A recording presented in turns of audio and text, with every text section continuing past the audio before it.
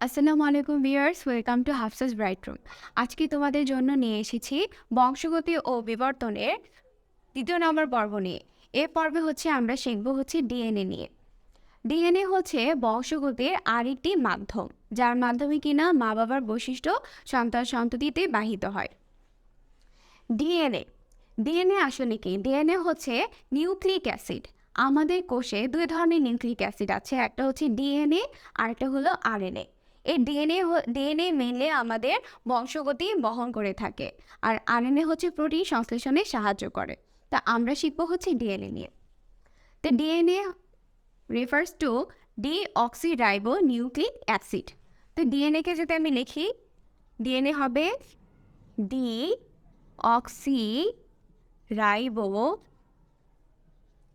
Nucleic acid. Deoxyribo nucleic acid. DNA বংশগতির রাসায়নিক উপাদান। এই ডিএনএ আমরা একইভাবে ক্রোমোজোমের মধ্যে পাই। ক্রোমোজোম যেমন কোষের ভিতরে নিউক্লিওপ্লাজমে অবস্থান ছিল, এই ডিএনএর অবস্থান ক্রোমোজোমে। ডিএনএ মিল ডিঅক্সিরাইবো নিউক্লিক অ্যাসিড।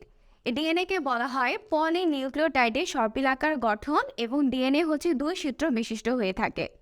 পলিনিউক্লিওটাইডের সর্পিলাকার গঠন মানে কি? অর্থাৎ অনেকগুলো নিউক্লিওটাইড মিলে পলিনিউক্লিওটাইড গঠন করে, এবং অনেকগুলো পলিনিউক্লিওটাইড দুইটা সেকশনে ভাগ হয়ে ডিএনএ তৈরি করে। এই নিউক্লিওটাইড আসলে কি দ্বারা গঠিত সেটা আসলে আমরা জেনে নিই। যে নিউক্লিওটাইড, তো আমরা কি বললাম যে ডিএনএ পলিনিউক্লিওটাইড দ্বারা তৈরি। পলিনিউক্লিওটাইডের সর্পিলাকার গঠন। পলিনিউক্লিওটাইডের সর্পিলাকার গঠন, এবং এই ডিএনএতে দুই ধরনের সূত্র বিদ্যমান।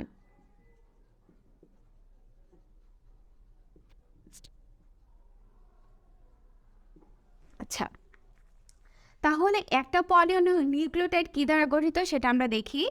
যে নিউক্লিওটাইড মেইনলি তিনটা অংশ দ্বারা গঠিত। নিউক্লিওটাইড তিনটি অংশ দ্বারা গঠিত। ফার্স্ট সেটা 5 কার্বন বিশিষ্ট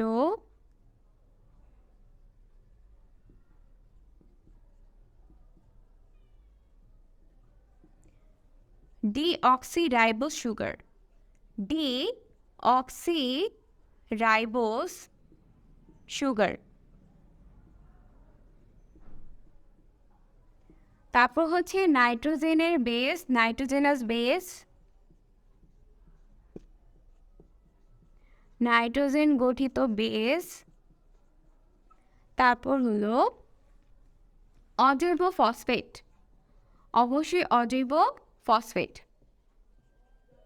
ডিএনএ বংশগতি রাসায়নিক উপাদান, আর ক্রোমোজোম ছিল বংশগতি ভৌত উপাদান। এই যে ডিএনএ যে বললাম যে পলিনিউক্লিওটাইডের সর্পিলাকার গঠন, এবং এতে দুইটি সূত্র বিদ্যমান।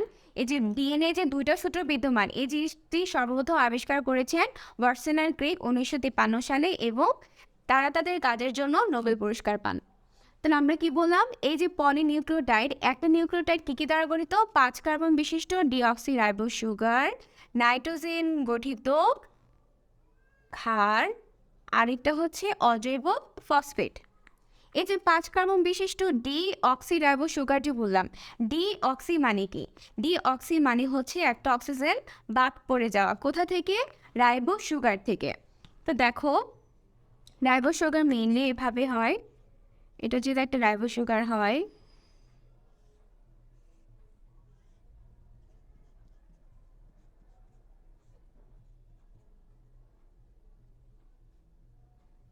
OH OH CH2OH, আর এটা H। ঠিক আছে, এটা 1 নাম্বার কার্বন, 2 নাম্বার, 3, 4, আর এটা 5। এই যে 2 নাম্বার কার্বন দেখতে পাচ্ছ, এই 2 নাম্বার কার্বন থেকে এই হাইড্রোজেনের সাথে যখন এই অক্সিজেনটা চলে যায়, যখন থাকে না, তখনই সেটা নাম হয়ে যায় ডিঅক্সিরাইবোজ সুগার।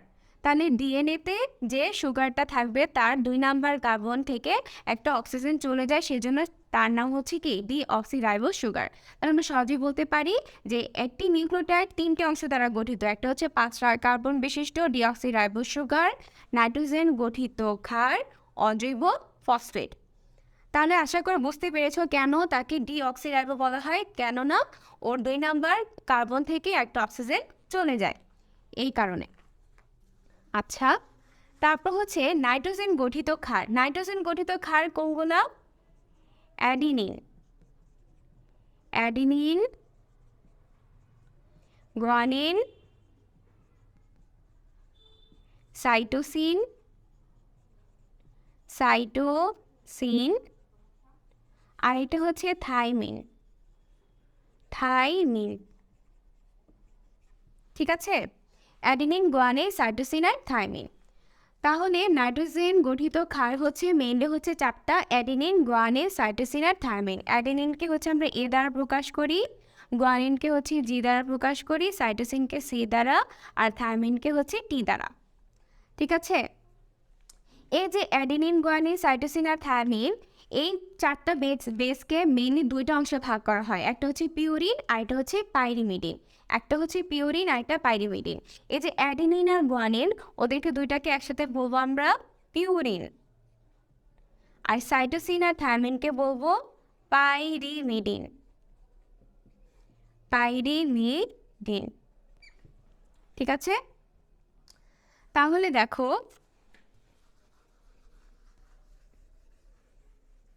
নাইট্রোজেন গঠিত ক্ষার হচ্ছে মেইনলি 2 ধরনের, পিউরিন এবং পাইরিমিডিন। অ্যাডিনিন এবং গুয়ানিনকে আমরা বলছি হচ্ছে পিউরিন, সাইটোসিন আর থাইমিনকে বলছি হচ্ছে পাইরিমিডিন। এখন কথা হচ্ছে এই ক্ষারগুলো মেইনলি কিভাবে থাকে। বলা হয় একটি সূত্রের অ্যাডিনিন অন্য সূত্রের থাইমিনের সাথে 2টি হাইড্রোজেন বন্ড দ্বারা, একটি সূত্রের সাইটোসিন অন্য সূত্রের গুয়ানিনের সাথে 3টি হাইড্রোজেন বন্ড দ্বারা যুক্ত থাকে।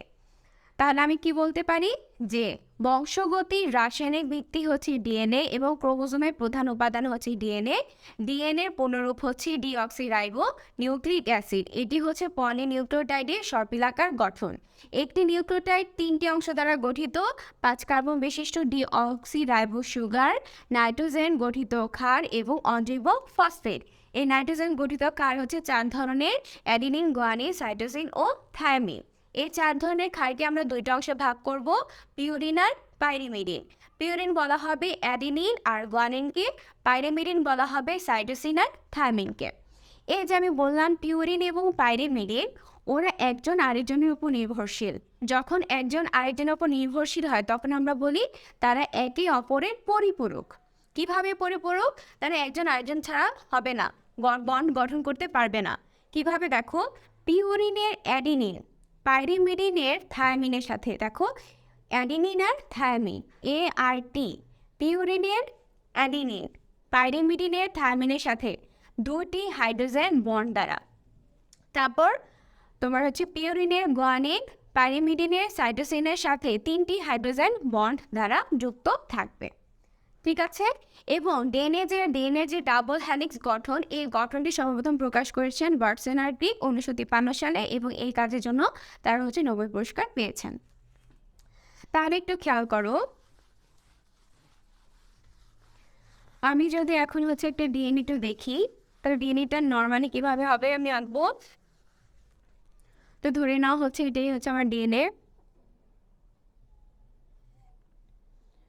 আর হচ্ছে এখানে, আচ্ছা তো এখানে ধরে নাও অ্যাডিনিন আছে, তাহলে অপর পাশে এখানে কি থাকবে? অবশ্যই থায়ামিন থাকবে। এ পাশে যদি অ্যাডিনিন থাকে এখানে থায়ামিন থাকবে, এবং ওদের মাঝখানে কি যে হাইড্রোজেন বন্ড থাকবে সেটা হবে ডাবল বন্ড। ঠিক আছে, যদি এখানে হচ্ছে তোমার গুয়ানিন থাকে, এ পাশে থাকবে সাইটোসিন, ওদের মাঝখানে হাইড্রোজেন বন্ড থাকবে হচ্ছে 3টা। এখানে কোনো বাধ্যতামূলক নাই যে এরপরে জি বা সি আসতে পারে, তোমার ইচ্ছা মতো তুমি দিতে পারবা। তুমি যদি এখানে ধরে নাও যদি তুমি টি দিতে চাও, হ্যাঁ টি দিতে পারবা এখানে, তাহলে অবশ্যই তোমাকে এ দিতে হবে। ঠিক আছে, এই জায়গায় সি দেওয়া যাবে না, যার সাথে যেটা সেটাই তোমাকে দিতে হবে। তো একইভাবে আমি এখানে যদি একটা সি নিই তাহলে এই পাশে অবশ্যই আমাকে ডি নিতে হবে। এই পাশে যদি আমি হচ্ছে ধরো টি নেই, এ পাশে আমাকে এই নিতে হবে। তুমি যদি আবার টি নিতে চাও নিতে পারো, সমস্যা নেই, কিন্তু এ পাশে অবশ্যই তোমাকে এই নিতে হবে। এইভাবেই মেইনলি হচ্ছে ডিএনএ স্ট্রাকচারটা গঠিত হয়। হ্যাঁ, আচ্ছা, তাহলে এটাকে যদি আমরা একটু জুম করি তাহলে জিনিসটা কেমন হয়।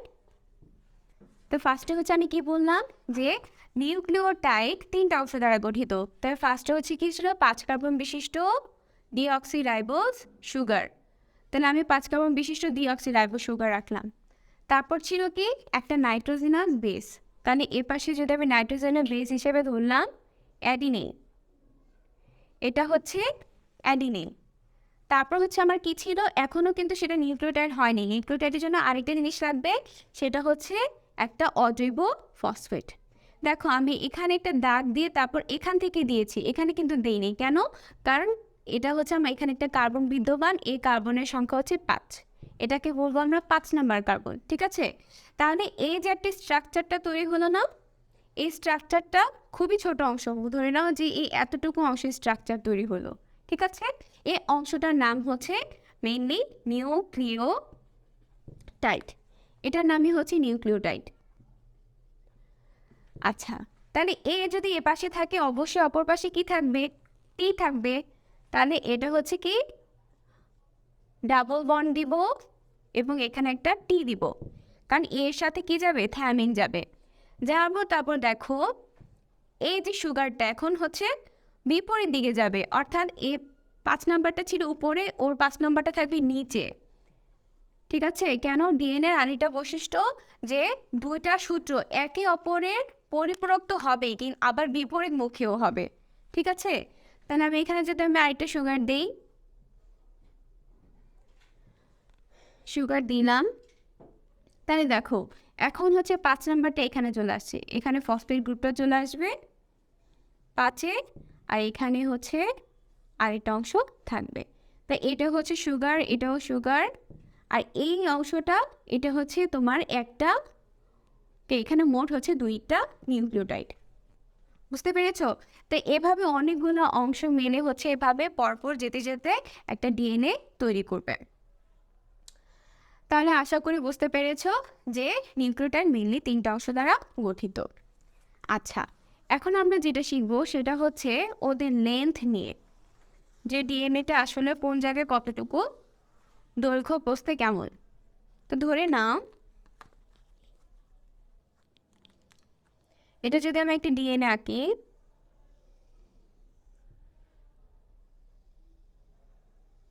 তা আমরা জানি ডিএনএ হচ্ছে কি অলওয়েজ কি বিপরীতমুখী হয়ে থাকে, 5 প্রাইম, এ পাশে হবে 3 প্রাইম। তাহলে এখানে কি হবে বলো তো,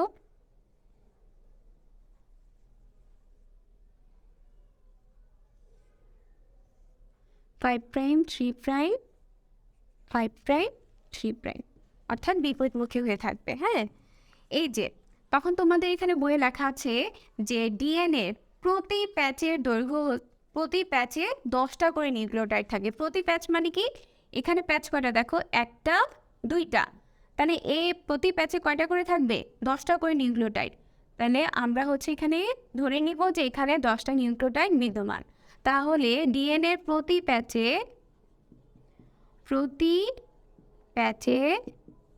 10টি নিউক্লিওটাইড থাকে। ডিএনএ প্রতি প্যাচে 10টি করে নিউক্লিওটাইড থাকে এবং প্রতি প্যাচ, এই যে প্যাচের দৈর্ঘ্য, এই প্রতি প্যাচের দৈর্ঘ্য হচ্ছে 3.34 অ্যাংস্ট্রম। এটা হচ্ছে আরেকটা দৈর্ঘ্যের একক, 34 অ্যাংস্ট্রম। 34 অ্যাংস্ট্রম, এটা হচ্ছে প্রতি প্যাচের দৈর্ঘ্য। ডিএনএ প্রতি প্যাচে 10টা নিউক্লিওটাইড থাকে, প্রতি প্যাচের দৈর্ঘ্য হচ্ছে 34 অ্যাংস্ট্রম। এখন বলেছে যে পাশাপাশি দুটি নিউক্লিওটাইডের দূরত্ব, পাশাপাশি নিউক্লিওটাইডের দূরত্ব মানে ওপর থেকে নিচে, এটা একটা এইটা একটা, ওদের যে দূরত্ব সেটা হচ্ছে 3.4 অ্যাংস্ট্রম। এবং ডিএনএ যে ডাবল হ্যালিক্স ওর ব্যাস সর্বোচ্চ 20 অ্যাংস্ট্রম। সর্বোচ্চ 20 অ্যাংস্ট্রম কীভাবে দেখো, তোমার কাছে মনে হতে পারে আচ্ছা এটা 20 আমি ধরে নিলাম, কিন্তু এখানে কীভাবে 20, এখানে তো 20 হওয়ার কথা না। তো তুমি যদি একটু 3D ভাবে কল্পনা করো, ধরে নাও হচ্ছে এটা এরকম সোজাই ছিল, পেঁচানো অবস্থায় নাই। তার মানে কি এটা কি আছে এখানে 20 আর্মস্ট্রং আমি ধরে নিতে পারছি, হ্যাঁ। এখন এটা নর্মাল একটা সিঁড়ি কল্পনা করো।